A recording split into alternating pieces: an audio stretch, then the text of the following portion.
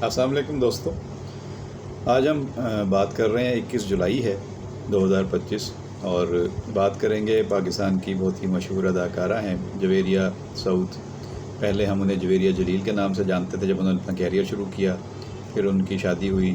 بہت ہی اچھے خوبصورت اداکار اور انسان سعود قاسمی سے، تو وہ جویریہ سعود ہو گئیں۔ اب یہ کپل بہت ہی محنت کے ساتھ اداکاری کے میدان میں بھی اور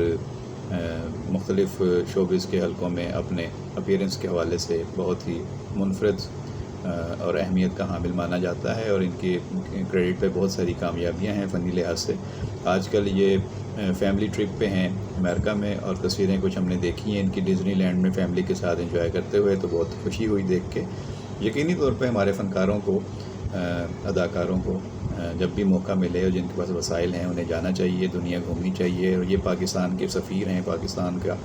یہ وہ سافٹ امیج ہیں جو ایسا چہرہ ہیں جب دنیا میں جاتے ہیں تو ان کو عزت اور پیار کی نگاہ سے دیکھا جاتا ہے، اور یہ پاکستان کے بارے میں وہاں پہ جب ایک اچھی نمائندگی کرتے ہیں تو پاکستان اور پاکستان کے حالات کی بھی عکاسی ہوتی ہے، اور پاکستان کے بارے میں وہاں پہ لوگوں کے ذہنوں میں جو منفی تاثرات ہیں یا جو سوالات ہیں ان کا بھی انہیں جواب مل جاتا ہے۔ تو مجھے یہ دیکھ کر خوشی ہوئی کہ جویریہ سعود اپنے شوہر سعود قاسمی کے ساتھ اور بچوں کے ساتھ فیملی کے ساتھ وہاں پہ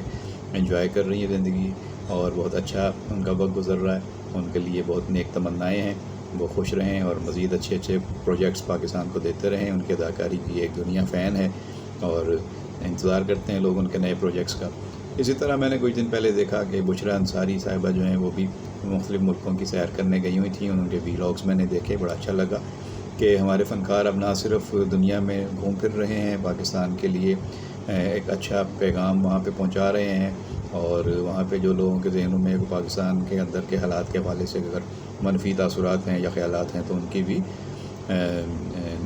تشنگی دور ہو جاتی ہے، اور وہ اس کو نفی بھی کر دیتے ہیں، وہاں جا کے حالات کے مطابق صحیح صورتحال بتا دیتے ہیں۔ دوسرا یہ ہے کہ جو فنکار اور اداکار ہیں یہ اپنے ٹریول لاگس بھی بنا رہے ہیں، وی لاگس بھی بنا رہے ہیں، تو اس سے ان کے فینس کو اور عام لوگوں کو یہ پتہ چلتا ہے کہ ہمارے فنکار جو ہیں وہ جو دنیا میں گھوم پھر رہے ہیں تو وہ ان کے شب و روز کیسے ہوتے ہیں اور ان کا انداز کیسا ہے وہاں گھومنے پھرنے کا۔ بعض دفعہ ان پہ تنقید بھی ہوتی ہے، لیکن زیادہ تر فنکار ہمارے بہت اچھے ڈریسنگ کے ساتھ اور اچھی روایات، مشرقی روایات کے ساتھ وہاں پہ گھومتے پھرتے نظر آتے ہیں۔ چند ایک ہیں جن پر اعتراضات ہوتے ہیں، لیکن موسٹلی یہ لوگ پاکستان کا امیج بہتر بناتے ہیں، تو ان کی حوصلہ افزائی کرتے رہنا چاہیے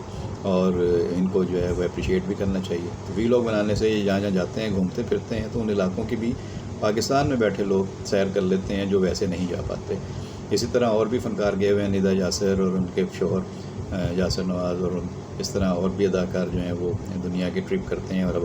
وی لاگ بناتے ہیں اور دکھاتے ہیں۔ خاص طور پہ صاحبہ ریمبو، وہ تو ان کا ایک وی لاگ بڑا مشہور ہوا جس میں وہ اپنے شوہر کے آبائی گاؤں،